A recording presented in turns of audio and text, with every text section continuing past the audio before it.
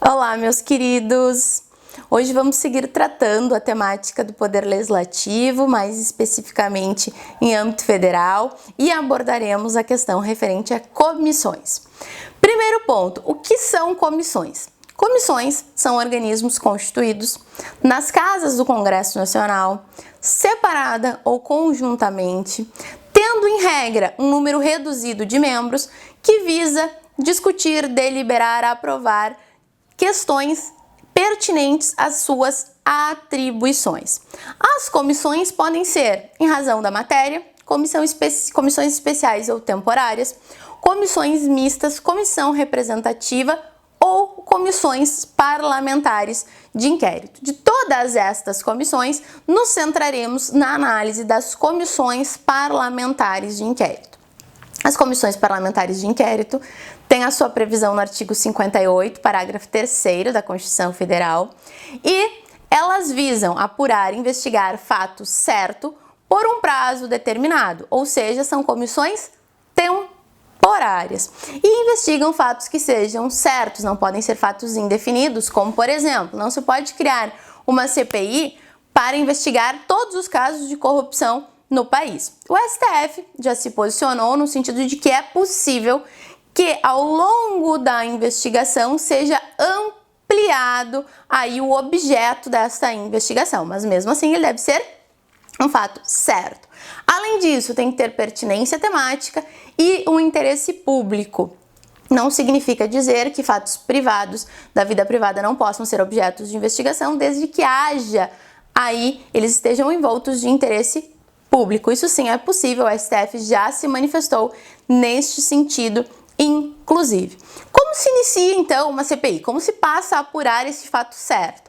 Pelo voto de no mínimo 1/3 dos membros de cada casa separada ou conjuntamente, porque se pode ter CPI no Congresso Nacional, CPI na Câmara de Deputados e CPI no Senado Federal. Então, uma vez instaurada a CPI, ela passa a ter poderes próprios de investigação da autoridade judicial. Significa dizer que, em regra, ela pode produzir todas as provas pode produzir todos os elementos de prova que um juiz poderia fazer. Porém, existem situações que são reservadas à jurisdição, ou seja, apenas e tão somente o juiz pode realizar. A partir disso, a gente precisa observar o que pode e o que não pode a CPI fazer.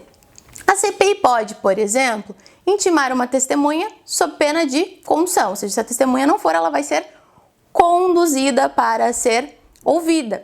Ela pode determinar a quebra de sigilo de dados fiscais, dados telefônicos. Cuidem aqui que os dados telefônicos nada mais é do que a discriminação, do que a descrição de quais foram os números para o qual se ligou, qual foi o tempo de duração da chamada, qual foi o horário, ou seja, não se tem acesso ao que foi tratado naquela ligação. Isso, a quebra do sigilo de dados telefônicos, a CPI pode realizar.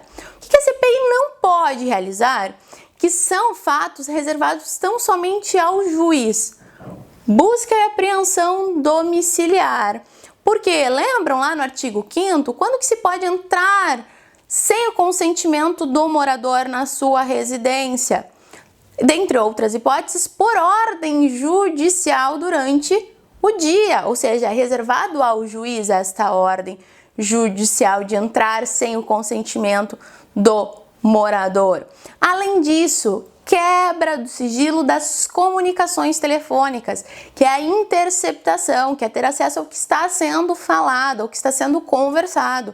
Isso não pode ser feito diretamente pela CPI, ela precisa de autorização judicial. A CPI não decide, não aplica decisões, não aplica penalidades, assim como não determina prisão, que também somente pode, em regra, ser realizada por ordem escrita e fundamentada da autoridade judicial competente, salvo prisão em flagrante, que pode ser realizada por qualquer pessoa do povo.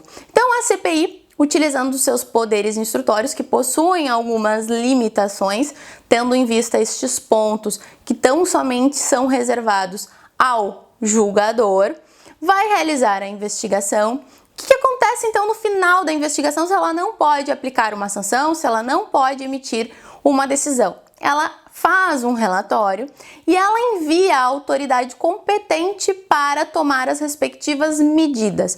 Então, por exemplo, ela envia o relatório com as suas conclusões ao Ministério Público, que poderá, por exemplo, ajuizar a respectiva ação penal, se for o caso. Em 30 dias, este órgão competente deve retornar à CPI indicando quais foram os procedimentos adotados a partir do relatório enviado. Certo? Em linhas gerais, então, estas são as observações em relação às comissões parlamentares de inquérito. E na próxima aula, vamos seguir falando de poder legislativo, tratando aí das imunidades parlamentares. Até mais!